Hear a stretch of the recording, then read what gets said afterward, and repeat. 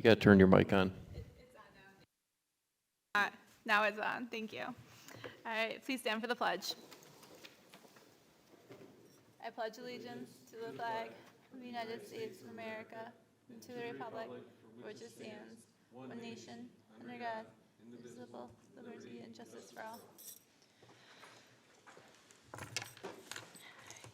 Do we have any agenda changes, Mr. Daly? We do not. All right, board president's comments. No, we do not. Thank you. You are welcome. Board president's comments. I just wanted to take a minute to congratulate everybody on their hard work, students, staff, families, community members, for a very productive year for all of our students. There's been a lot of hard work, a lot of wonderful events going on, especially this time of year. It's super busy with people having concerts and end of the year sporting events and awards and recognitions and just taking time to be together before they start off on their summer.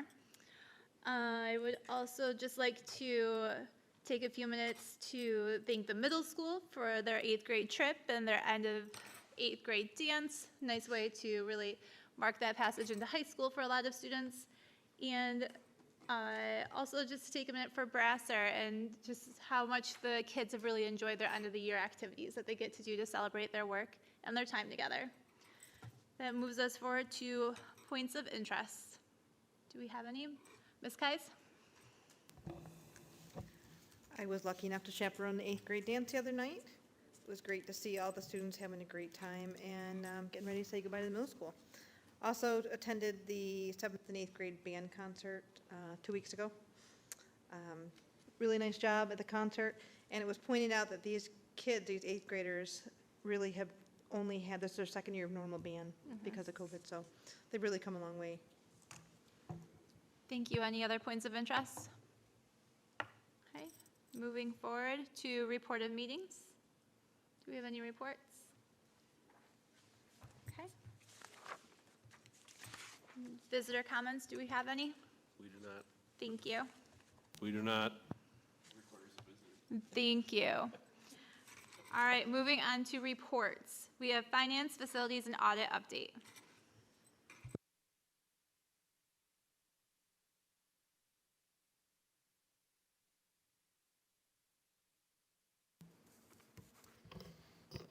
Hello. Good evening, Superintendent Daly, President Coffey, and the Board of Education. Thank you for having me tonight. So the first thing on the agenda is the Finance Facility and Audit Committee update. We met on June 12th, and we talked about a number of things. The first one being in the audit area, an internal audit presentation by Catherine Barrett from Fried Matzik. And she went over the results of the audit and noted that although the audit is in draft form and is on the agenda for approval tonight, there were no corrective actions or recommendations on behalf of the district, which is very good news. It's very infrequent where we'll have an audit where we have no recommendations or findings, and so kudos to the payroll and benefits team for all the work that they do on that front. In addition to that, went over the 2021-22 corrective action plan, and so also on the agenda is a corrective action plan for 21-22 that will need to be approved tonight, and we submit that to State Ed. And then the independent audit, we talked about the status of where we're at in that pre-audit work. From a finance perspective, we talked about investing and how through our new partnership with 3+1, we're looking at, assuming that the year continues the way it is, $2.7 million in additional interest earnings, which is really good news for the district. Just focused on how we manage our liquidity so that we can get the best bang for our buck for the district. And we talked about FEMA funding and noted that the first phase of the FEMA funding was approved over $500,000, and that's the salaries portion. And so if you remember back, those are funds that we're receiving because we submitted costs in the early part of the pandemic. We were one of the only districts around that stuck with working through that. Major kudos to Sally Sanford, District Treasurer, for continuing to push for us to get those funds. And so that's part one, and there's another part we hope to receive for supplies as well. First part was salary, second part is supplies. We talked about reserve allocations and fund balance, and also on the agenda tonight is a reserve proposition. We talked about BOCE's costs and how there's going to be an increase in program costs for next year, for 23-24, that weren't originally anticipated, and we talked a little bit about how our budget has flexibility to manage that. We talked about a foundation aid adjustment and answered some questions of the committee and how we would manage that adjustment as well. We talked about the finance facility and audit charter, noting that there was no updates needed. We just updated the dates. We do that annually in June. From a facility perspective, we discussed signage around the district, noting that it's aging, and there are probably some upgrades that we could do in terms of directional signage between Director of Facilities Bill Bennett and Director of Communications Eva Petrosino. They've been working diligently on that. And so we are continuing to work with some vendors to get some pricing and hopefully update signage district-wide. We talked about federal funds and HVAC costs. Something that we'll discuss tonight is one of the next presentations about how costs have gone up and what that will mean. We talked about RG&E meter rating, noting that RG&E has not been reading our meters in a timely fashion, and they have a requirement to do that, and so we sent them a letter indicating that they need to read those in a timely fashion, or we would be reaching out to the Public Service Commission. And then we talked about handicap accessibility, and Mr. Moscato brought up handicap accessibility here at the PLC, and so we're looking at some options in terms of handicap accessibility, noting that we are meeting all guidelines and regulations in terms of the number of handicap accessible parking spots here at this location. Meeting and exceeding, I should say. And then the meeting adjourned. Any questions about the Finance Facility and Audit Committee? Okay. Moving forward to the SR report. Okay, so I'm going to talk a little bit about the Pandemic Relief and Recovery Federal Funding Plan. This is something we're required to do annually to give an annual update as part of the assurances that we have to complete for receiving the award, the resources through the plan. And so I'm going to talk a little bit about this. Some of it is stuff that some of the board members have seen before, and so we'll try and get through it pretty quickly. Just a refresher of the timeline, a refresher of the survey results that drove the plan, an overview of what the acts are, kind of an update on the spending plan, and then an overall status. So this is something that we shared last year as part of the review, the annual review that we have to do, and we have to share all this information. This is the timeline going back to when we went remote in March of 2020, and then a little bit about how everything progressed in terms of the various federal funding that came through to the district. The only major update to this slide is that we've since had approval and received all of the funds. Well, we haven't received all the funds. We've received all the approvals and some of the funds for some of the spending that we've already incurred here in the district. Again, it's been a long process, and there are a lot of requirements and hoops that we need to jump through to get the money. And this is the general timeline of when it started.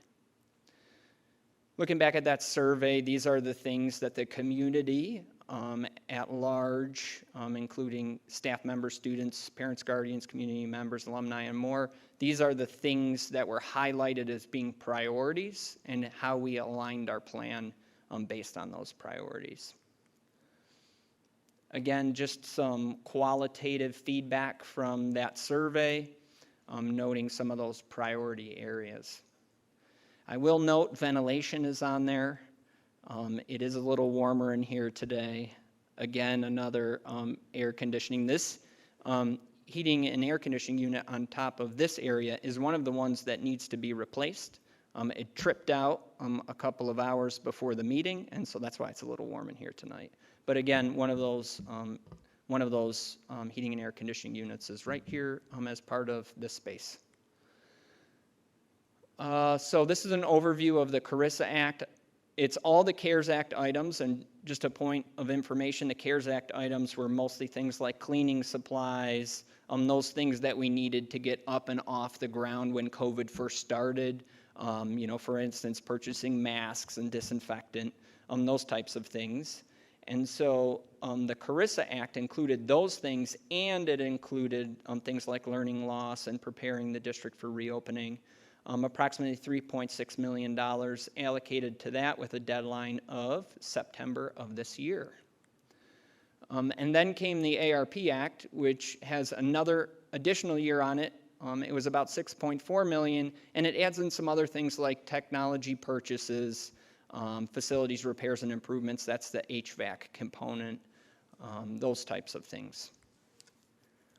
So our spending plan was to hire and retain 2 social workers for 3 years, 6 school counselors for 3 years, and then underneath is the breakdown of where those funds were allocated. So the top one, as you can see, Carissa, that's due September 30th of this year.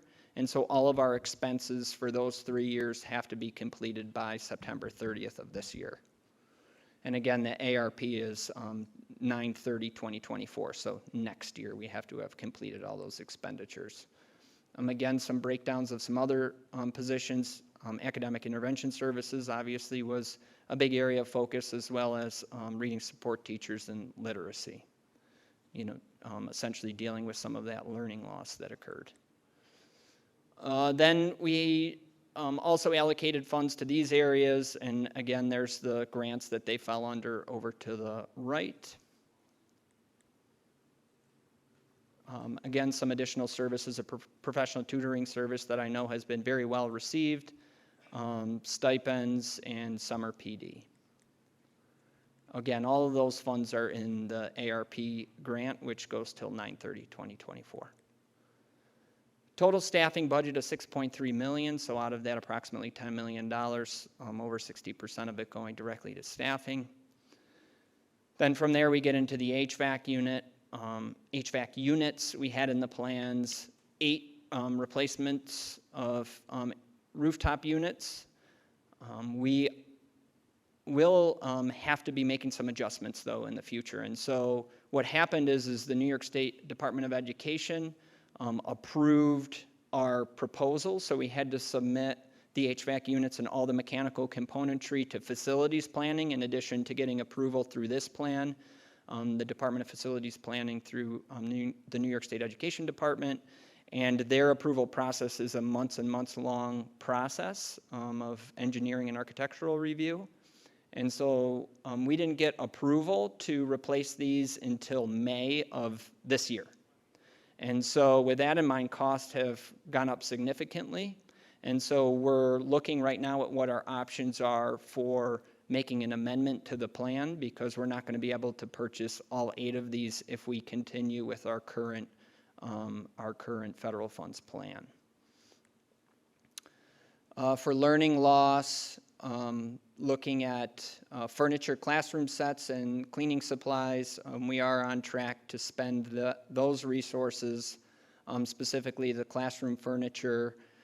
We are currently working on a broader furniture replacement plan that we've been working on for a little over a year now by auditing all the district furniture to come up with an adequate replacement plan. We are currently still working on that, and we'll have that in place before the ARP deadline of 9/30/24. In addition to that, we had a plan to replace classroom displays. We have replaced classroom displays district-wide. This 136 didn't account for all of the classroom displays, the smart boards that we had in the classrooms, but it did help us with a significant portion of the cost. They ended up not being box-like, they ended up being Samsung, and so that money has been spent, and we have already submitted for reimbursement for those expenses. So overall status update, currently working with vendors. It says train up there, but because NYSA didn't approve until May, much has changed, and we're currently working now on, are we going to modify to 4 units? Are we going to look at shifting funds from another portion of the grant? We're still having those conversations and haven't prepared any recommendations yet. You'll hear about those in the near future. We have hired or retained staff per the original plan. We purchased and installed and expended the monies for the Samsung interactive displays. And then the furniture plan is in progress, use of final funding to be determined. One thing I will note in terms of this overall status update is that it is very likely under the assurances of the federal grant plan that we'll need to go back out with a survey for more community input if we have to make adjustments to the plan. And so we can anticipate that that will likely happen sometime early summer. So any questions about the federal funding plan? Yes, sir. Mr. Moscato. The staff that we hired with this money, if we're going to be retaining them in the future, when would that happen, where the salaries, they come out of our local budget? Okay, so I'll start by saying some of those positions were retained and some of those positions were hired. The goal has been, and if we were to reflect back on the plans, although you don't have the full detail of the plans in front of you, we front-loaded those grants so that over the years we would start to wean ourselves off of dependence on those federal grants to fund our staffing. And so the hope is that we'll be able to, that's the hope, right, is that we'll be able to balance a budget. We have a plan for that moving out into the future. But again, there's things that could happen within the next year in terms of student placements or things of that nature that could impact our ability. But again, our current plan is to absolutely retain all the positions that we've created in the district.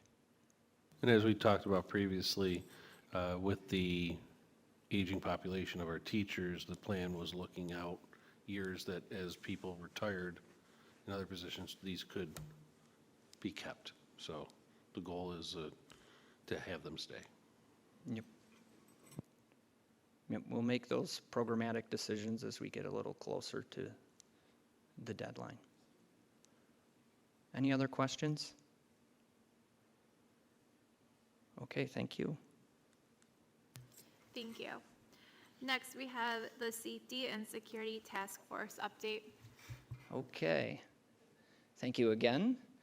So the district created a safety and security task force. We have the safety committee, the district safety committee, that involves a whole cadre of people throughout the community, including ambulance, fire, police, other emergency workers, district staff members. Our SRO includes some of our safety staff members, administration. And so we know that we had that group, but that group maybe doesn't look as deeply at some of the things that we need to discuss internally in terms of our programs and processes and services that we have relating to safety and security. And so we created this safety and security task force knowing that we're coming out of the pandemic and knowing that we want to have a really deep focus on safety and security as we move into the future, given everything that's been happening nationwide. And so through that process, we came up with a bit of a statement, which is to identify, investigate, prioritize, collaborate, and implement processes, procedures, and measures in the areas of safety and security. The key takeaway is, again, we want to maintain a continuous improvement and proactive mindset in terms of safety and security here in the district, acknowledging that our greatest community resource is right here in our classrooms. So task force membership, that's the entire group. You have everybody from principals to assistant principals, representation across all buildings, director of facilities, custodial supervisor, the SRO, our security lead, and then Dr. Irving, our director of PE Health and Athletics.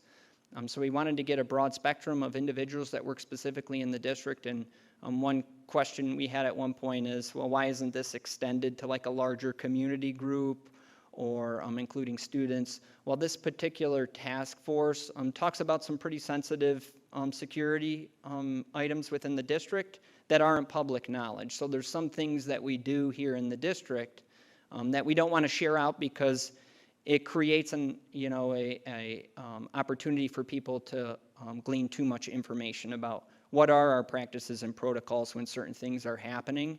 We don't necessarily want everybody to know that. We don't want them to anticipate how the district is going to behave in an emergency event. So we met multiple times. Often it went around 3 hours. So these are longer meetings, and we had a number of meetings, and we're going to continue to have those meetings into next year. So there was a lot of time and effort, especially when you look at that group in terms of who was included and how much time they spent. So initially we talked about direction setting, and we identified 4 categories of things that we wanted to look at. Practices, procedures, hard measures, staff awareness and training, and then kind of like a bucket of all other things. And so on day 1, we did a lot of brainstorming. We put paper up on the walls, and people went up to those pieces of paper and put things in terms of like hard measures. What are some areas where maybe we could put a little more attention in terms of hard measures when we look at the district? And so we used all of that information to compile a game plan and start moving forward. One thing that came out loud and clear is year 1 would focus a lot on the hard measures aspect of things, and then also to be looking internally at that group and their staff training so that they could be prepared to address some of the things that we came up with. So some of that capacity building included FEMA trainings. Everybody on the task force went through those top 3 FEMA trainings. Also, we had a couple of members of the FBI come in and provide a behavioral threat assessment training, which the cabinet was involved with as well, along with a presentation by a professor from Oswego who specializes in tragedies and mass shootings and how those things, how you can be proactive in preventing them. And so it was really a focus on prevention. And then a number of other trainings that were individually attended by various group members. So just building a lot of capacity within that group to fully understand how to be very productive members of that task force. So outcomes to date is we've identified numerous hard measure opportunities. We've talked about some things that are being set into motion, like outdoor blue lights in the event of an emergency for people who maybe aren't in the building at the time an emergency occurs. How are they alerted that there's something going on? Room number decals on exterior windows. That's something that will be going in over the summer so that if emergency responders show up, they're able to know what room to be directed to if they have been shared that information. Vision panels in classrooms. So if you look at some of these doors over here, they don't have a vision panel. They're a closet. They don't need necessarily a vision panel, but a classroom does. And so we've identified all of those spaces in the district that need a vision panel, and we have currently approved a vendor to cut vision panels into those doors. Looking at camera blind spots, we've done a whole lot with cameras. I know that I've updated the board on this at one point already this year, is that we're doing a lot in terms of cameras. And then door, it says contracts, it's supposed to say contacts, my apology. Just when a door is propped open, to make sure that all the doors have adequately functioning door contacts, and we know that those are ajar. And then a bunch of other items as well. Building plan alignment is one thing that we worked on, just making sure that all of the building safety plans are aligned in terms of how they're written. We talked about safety and security building inspections. So we have a full list from one of the partners at Oswego that will allow us to do surveys of buildings over the summer to look at all number of safety and security things. And so this is a very intensive tool that buildings will be able to use. So that would be the principal, the head custodian, somebody from the security team will go through a building and use that tool to assess its preparedness. And that's over 140 items. Standardized messaging is one thing that we worked a lot on this year as well, and still have some additional work to do. And then we, through this process, also talked about additional security staffing at the elementary school. So as you know, we now have 2 additional security staff members that are split between elementary buildings. So next step, some of the things we're doing over the summer, we're doing an assessment of our PA systems. We're doing that building by building survey instrument, TCI training for security staff, and then laptops for certain building level office staff and security. So in the event of an emergency, if we have to go off-site, that they'll have a device with them that is remote capable. Our 2023-24 goals, currently, we still have one more meeting at the end of June, so we're still refining some of these items, but continued procedural refinement based on our learning. We do know that, unfortunately and fortunately, we're continuing to learn, and so how are we incorporating that learning? Tabletop drills and then single point application for emergency management is one thing that we're talking across the entire region about, is how can we have a single point where we're keeping all of our plans and our communications for emergency purposes. So any questions about the Safety and Security Task Force? Overall, I will say major kudos to that task force. They have done an incredible amount of work and have been very purposeful about the conversations that we've had, and it's been a very good year in terms of safety and security.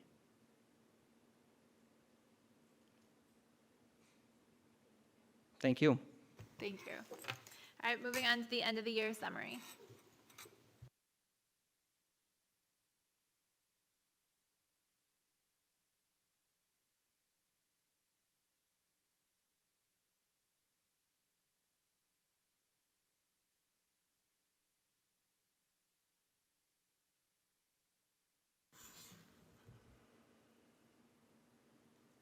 Well, it's been a year.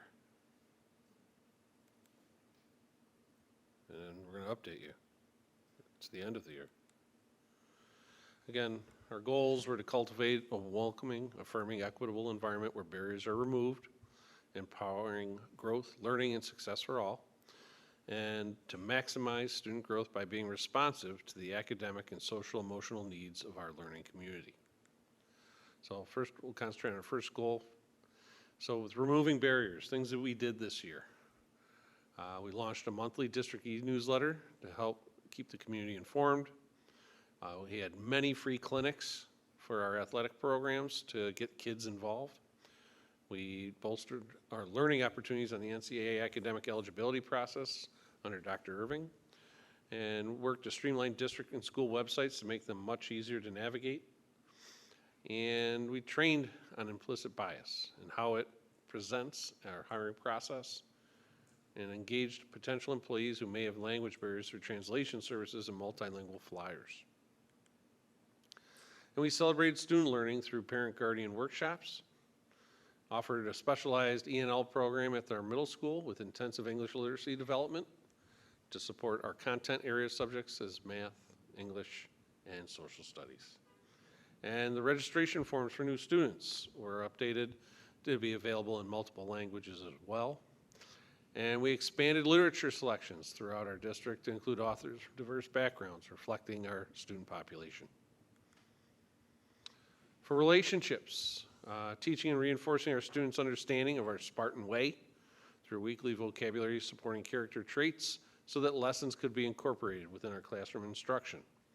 Having daily community circles, no pun intended, and weekly school-wide circles, supporting student voice and relationship building.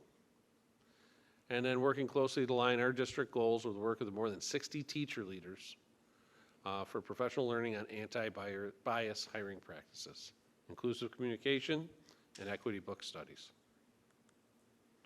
For family and community engagement, we held many large family events in collaboration with community partners at all our schools.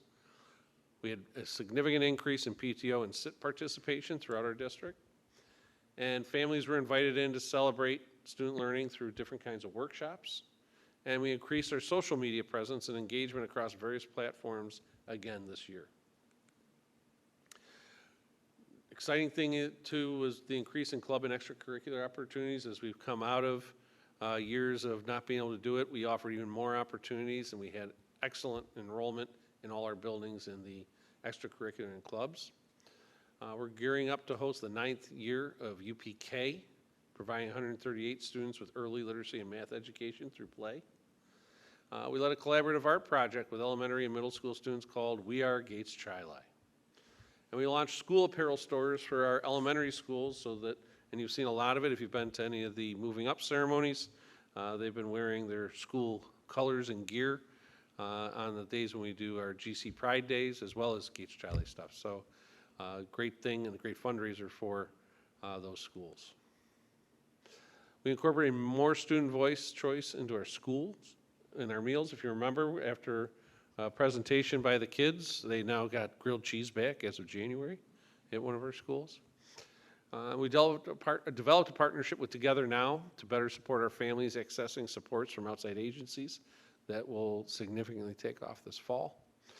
And offered more than 300 courses through our continuing education, attended by nearly 1,000 participants from our community. And we presented 44 members of our school community with GC Pride Awards this year at these board meetings. A lot of celebrations. This year, we were named one of the best communities for music education. Very proud of that.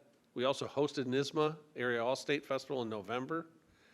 Our musical theater put on their first full-scale performance in our Gates Tri-Li Performing Arts Center in the spring. And then hundreds of students learned important lessons by going through Broadway shows at the Auditorium Theater. One of the things that we will keep year to year in the budget because we know how important it is for our families and our kids and our teachers. It's one of our bright stars here in Gates Tri-Li. Middle school art students had artwork on display at the Rochester Broadway Theater League, showcasing the themes from Hamilton and Come From Away. Across the district, we're curating their own digital portfolios for kids, so that travels with them through school in Artsonia. And at Disney in the middle school, we had student artwork displayed at the New York State Art Teachers Association Region 2 Art Show. And middle school art students, along with their teacher, Amy Kukuzi, have work on display at the Rochester Contemporary Arts Center's 6x6 exhibit. Our musicians traveled to Disney World for a special workshop and performance, which we got to see here at the board, a recording of. And our Spartan Original Singers, or SOS, performed at the Seabreeze Music Festival at the NYSSMA conference. Our jazz band and SOS performed at the Lilac Festival.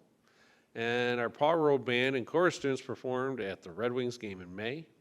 And 55 fifth graders were at Solo Festival this June at NYSSMA. In athletics, we had 1,116 students participate, 11 scholar athlete teams, and 233 individual scholar athletes. 4 teams earned the Team Sportsmanship Awards. 1 individual won a Section 5 Sportsmanship Award exclusively. And 41 first team and 42 second team all-county performers. And we had 1 individual sectional title and 1 team sectional title, our first ever in bowling. And a total of 161 students played 3 sports, which is pretty impressive. We were recognized once again as a Democrat and Chronicle Top Workplace for a 3rd year in a row. We also earned the Diversity Award for Equitable Practices and Policies for our employees. We highlighted our equity journey in statewide magazine, statewide conferences, and at national conferences. And we earned 5 statewide communication awards, including 2 awards for excellence this year. Our second goal, how did we reach it? Well, with rigorous instruction, we provide opportunities for our staff to collaborate and share their artifacts that exemplify rigorous instruction throughout our district, establishing common data-driven protocols and monitoring systems, really utilizing our iReady as an instructional tool to engage in data-driven protocols, and then integrating inquiry-based anti-racist curriculum at our elementary and secondary levels. Our professional learning and partnerships, we facilitated professional learning opportunities about community circles, including a video featuring our students sharing their perspectives. We provided TCI training to our first cohort of staff in January and have had more. We partnered with U of R Modular Approach to Autism Programs in Schools, or MAPS, to support students at Disney and the middle school. We refined homeschool processes to ensure we are streamlined and nice and compliant. We're looking in and investigating our implicit biases can impact student achievement, discipline, and decision-making. And we've provided training on restorative practice in schools, and we've formed an essential partnership with the Children's Institute to find ways to infuse these practices into our code of conduct as we develop our code of conduct for next year. We also had letter training for all K-5 instructional staff and sixth grade reading teachers. We did about 140 interview days this school year. 140 days, remember 182 days of school. Not including school nutrition or transportation who run their own interviews, or approximately 1,120 hours of interviews. We had 260 onboardings held with new hires, not including per diem substitutes or support staff substitutes. That's 35 days of onboarding this year, are bringing people into our culture. Also, in helping support our staff, we had 220 meetings to address various concerns throughout the year. So Mrs. Parado did a lot of counseling this year as well. For social emotional wellness, we celebrated opening and using our Gates Charlie Food Pantry to help our families. We added 811 at the elementary and 611 at the middle school classrooms. We maintained compliance for indicator 13. We implemented school-wide circle prompts aligned to our Tier 1 curriculum and national counseling standards, and supported staff during difficult personal times as they are also experiencing coming out of an interesting time in our educational history. Innovation. We were innovative again, adding 3 additional electrical school buses. We replaced all the displays, as Dr. Ball talked about earlier, in the classrooms. We pushed out a new internet filter that allows the district to monitor our students individually. It provides teachers with more access to help keep students safe online. And we provided teachers with brand new laptops, replacing their teaching devices that were more than 6 years old. We implemented TAB, or Teaching for Artistic Behavior. It's a self-directed art studio environment where students learn a variety of tools and mediums and focus on artistic behaviors to become artists for life. And our art and library classes collaborated to give kids the opportunity to create their own graphic novels that have been published and can be checked out of our school library, which is pretty neat. We established the Safety and Security Task Force to improve safety measures and practices district-wide. We developed our first ever facilities use guide, and we created our first ever financial reserve plan, and developed and designed phase 1 of our 2022 publicly approved capital project in collaboration with our stakeholders. And we upgraded nearly every security camera district-wide, and we rolled out a new strategic investment plan focused on advanced liquidity management, leading to over $1 million in additional interest earnings this year. So we've had quite a year, and that doesn't include everything that could be up there. The team that's here tonight, our administrators, our staff, and our faculty have gone above and beyond again to provide a world-class environment for our students. Our kids have thrived this year. Yes, there's been challenges, but it's always been met with teamwork and the great idea of keeping students first. So that is my end of year update. Are there any questions? Are there any answers? Okay, thank you. Thank you. All right, that moves us forward to our consensus items. Can I have a motion to approve the consensus agenda? Have a motion? Ms. Kite, Mr. Long, any questions or concerns? All in favor? Okay, the vote is unanimous. Can I have a motion to approve consensus items B through M? Ms. Littlewood, Mr. Potensky, any questions, comments? Okay, all in favor? The vote is unanimous.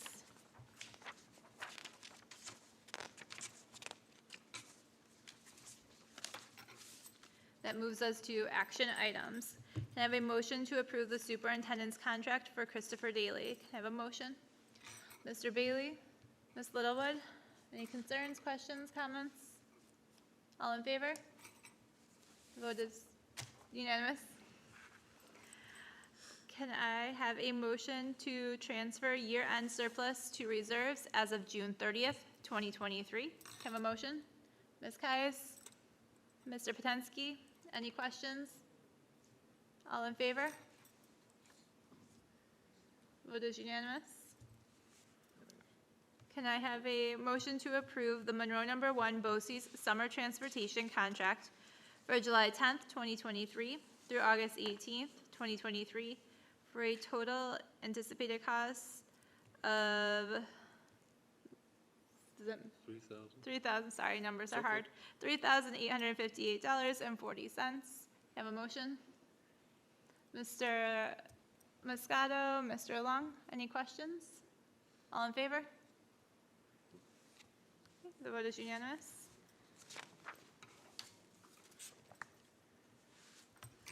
Can I have a motion to approve the Monroe No. 1 BOCES transportation contract for September 5th, 2023 through June 30th, 2024 for a total anticipated cost of $40,494.12. Can I have a motion? Mr. Potensky, Ms. Littlewood, any questions or concerns? All in favor? Vote is unanimous. Can I have a motion to approve attached corrective action plans for the 2021-2022 internal audit corrective action plan and the 2022-2023 internal audit? Have a motion? Ms. Kais, Mr. Potensky, any questions or comments? All in favor? Vote is unanimous. Can I have a motion to approve the school bus mechanics agreement effective July 1st, 2023 through June 30th, 2026? Have a motion? Mr. Bailey? Mr. Long? Any questions or comments? All in favor? Vote is unanimous. I have a motion to approve the attached summer hours for various student support services. Have a motion? Ms. Kais, Mr. Potensky, any questions or concerns? All in favor? The vote is unanimous. It moves us on to superintendent's comments. 'Tis the season for end-of-year celebrations. One of the first was our seniors' traditional grad walk through the schools last week. It was a great time to reconnect with their past teachers and staff and a great opportunity to show our younger learners that they too can reach the goal of graduation. It's inspiring and moving to see our Spartans inspiring and connecting with each other. And this Thursday, we'll celebrate our class of 2023 at their commencement ceremony. The festivities kick off at 5 p.m. in the Gates Charlie Fieldhouse. Family members must have a ticket to get in the Fieldhouse. This is essential due to space. Those without tickets will be directed to the Gates Charlie Performing Arts Center to watch the live stream of the event.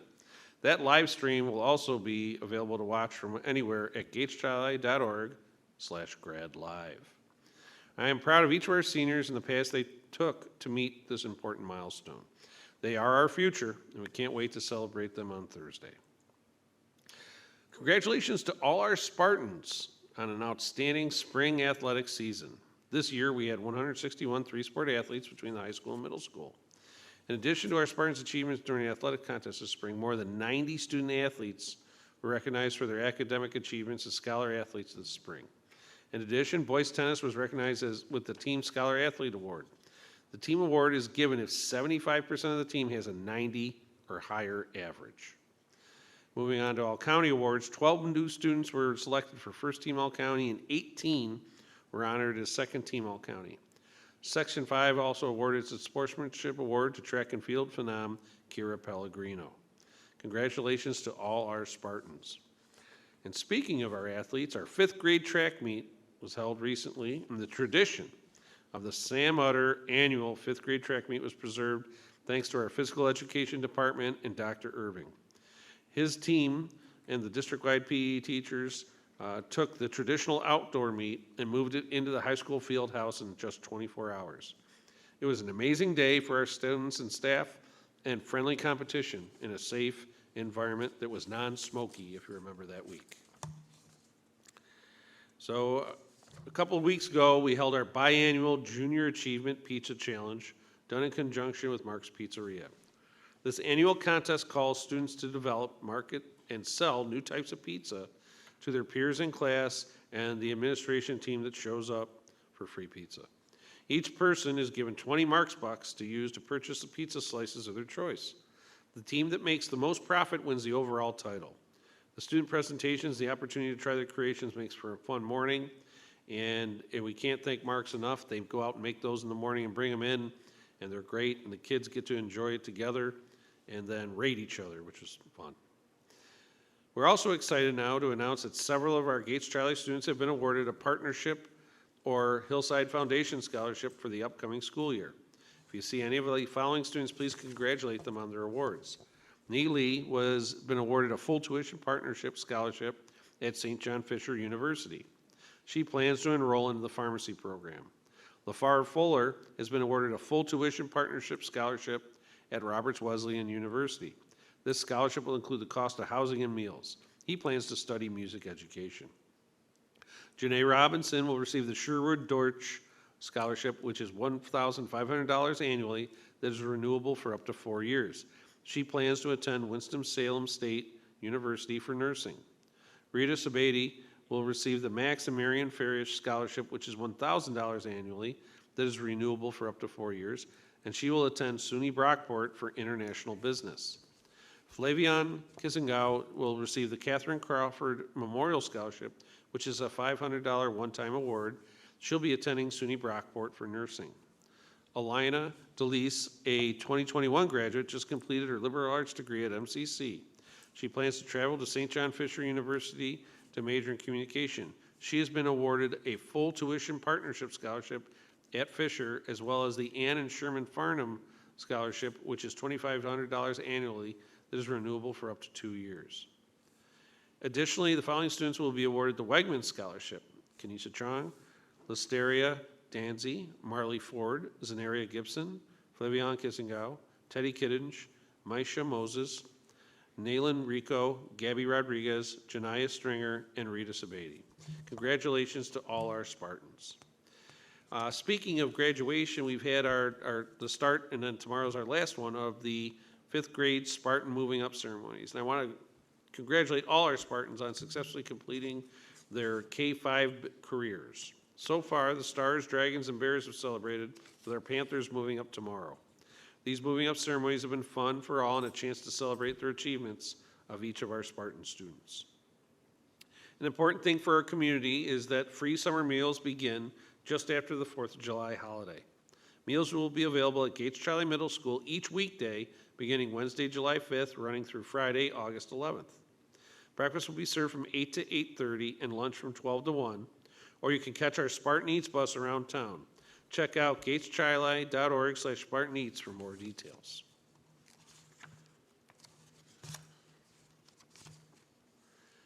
Also, we'll be having our support service hiring fair. Do you want to be a Spartan? Do you want to get paid to be a Spartan?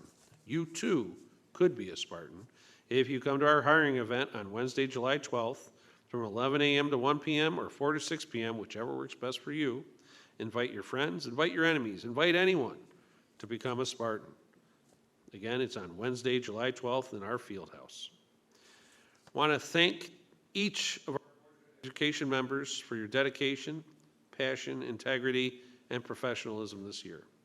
You all have given so much to help make Gates Charlie a great place for all students and staff to work, learn, and grow.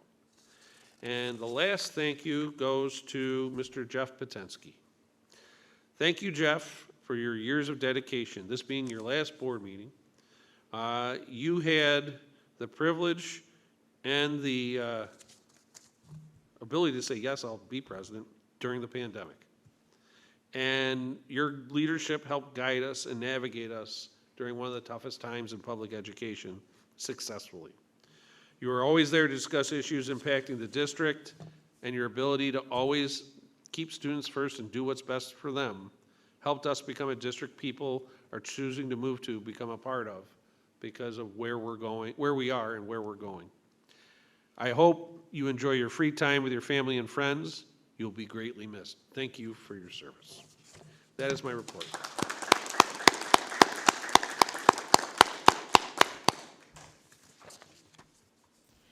Thank you. Can I have a motion to adjourn the meeting? Mr. Bailey? Oh. Mr. Potensky? Any concerns, questions? All in favor? The vote is unanimous. The meeting is adjourned. Thank you.